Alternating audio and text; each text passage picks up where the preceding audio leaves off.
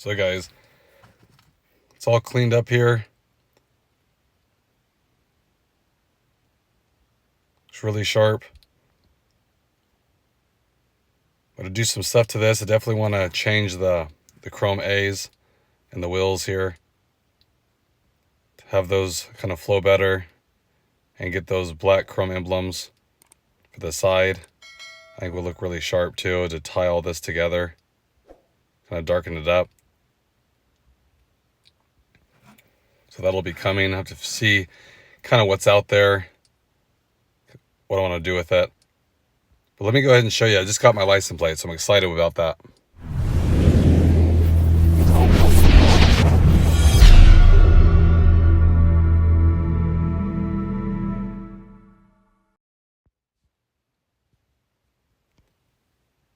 Okay, so you guys remember before, had the personalized plates for the California ones, the black with the yellow lettering. So I'm excited I can finally put those on. Here they are. Cleaned them up.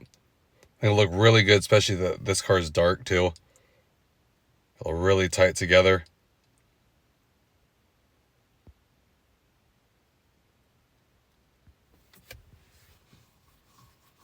And I think I'm going to run the same license plate frame that I had before. I really like that one, the gloss carbon fiber.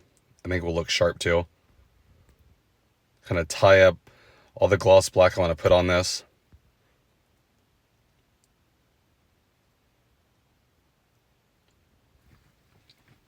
I think it'll look really good compared to the white plates. I always like those. So here's that carbon fiber frame. If you remember before, I really liked it. And you'll see on here,